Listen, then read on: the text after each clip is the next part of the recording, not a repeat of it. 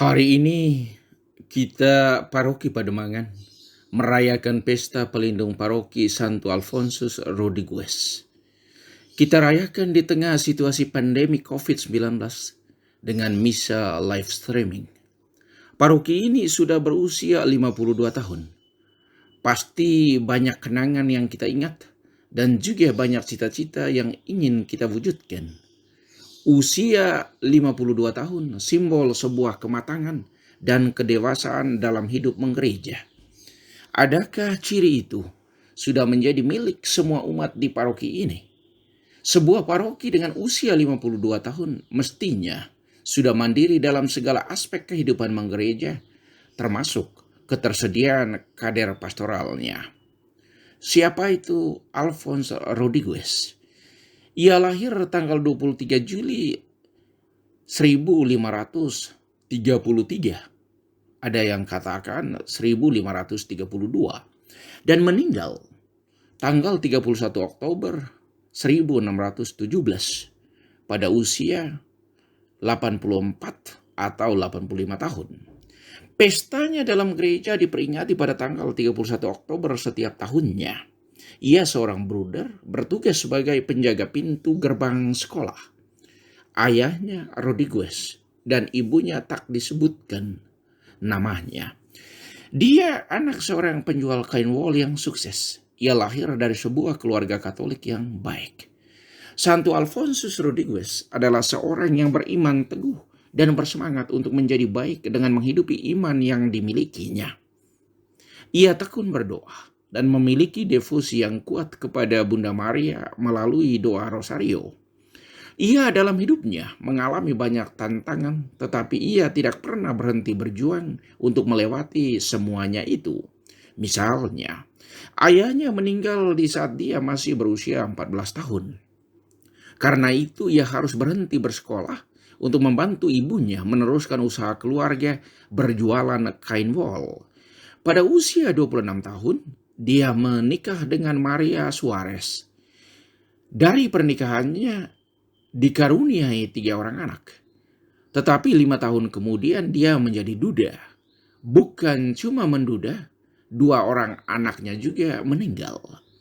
Sejak saat itu ia sudah mulai lebih mencintai doa dan melakukan sili atas dosa melalui mortifikasi, artinya pemurnian diri dengan menyiksa tubuh sendiri. Tak lama berselang, anaknya yang ketiga juga meninggal. Tantangan silih berganti, kehilangan orang tua, kehilangan anggota keluarga, usaha kain wol yang dijalankannya bangkrut karena sistem perpajakan yang sangat tinggi waktu itu.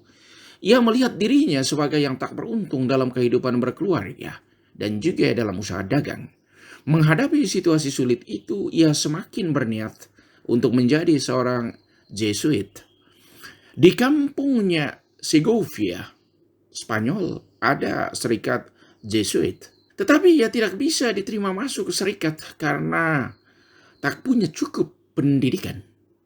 Santo Alfonsus Rodriguez tak patah semangat. Di usianya yang ke-39 tahun, ia coba untuk melanjutkan pendidikannya di College Barcelona, tetapi gagal karena kesehatannya yang tidak mendukung. Sakit arteritis mengganggu kesehatannya. Jalannya untuk menjadi anggota Jesuit tidak mulus, berliku-liku. Ia awalnya mau menjadi imam Jesuit, tetapi karena usianya yang lanjut dan kurang memiliki pendidikan formal, lalu ia dianjurkan untuk menjadi bruder. Di saat hampir berusia 40 tahun, tanggal 31 Januari 1577, dia melamar ke serikat Jesuit untuk menjadi bruder awam. Dia diterima.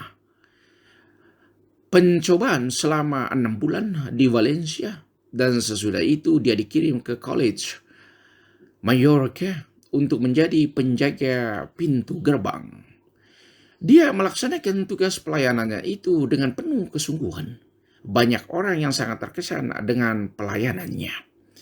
Ia menjadi penasihat dan pembimbing untuk banyak orang yang datang menemuinya.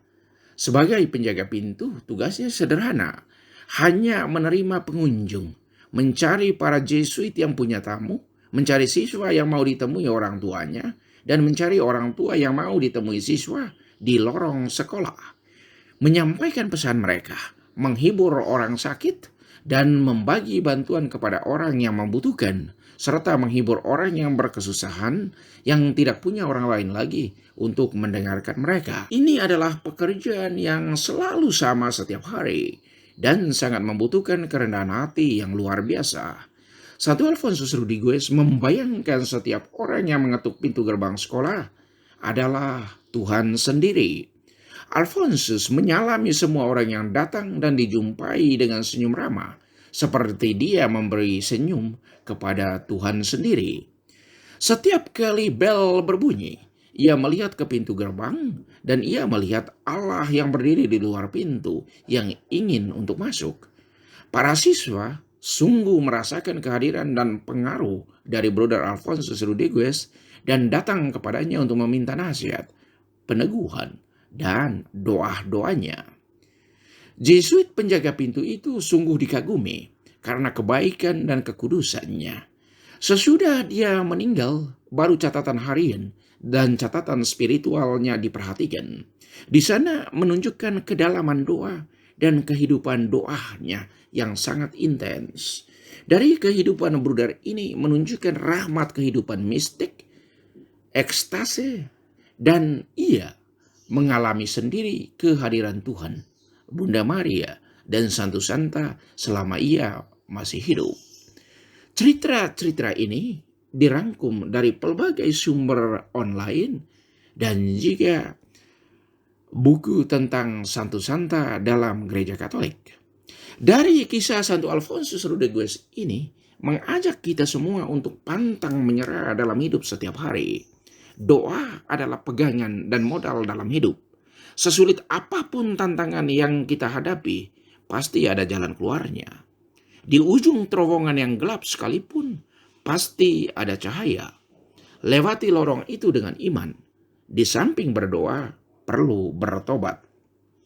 Santo Alfonsus Rodriguez, dia mengalami sendiri artinya gagal dalam bisnis, sedih, dan sakitnya kehilangan orang yang dicintai. Teristimewa anggota keluarga, serta saat di mana Allah semacam begitu jauh darinya. Dari penderitaan dan kesedihan yang dia alami, tidak membuat dia terkurung dalam rasa sedih dan menyesali diri.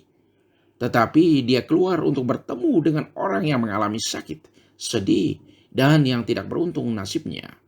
Waktu dia dikuburkan, sangat nampak dengan begitu jelas banyaknya orang sakit dan miskin yang hidupnya pernah disentuh oleh Santo Alfonsus Rodriguez.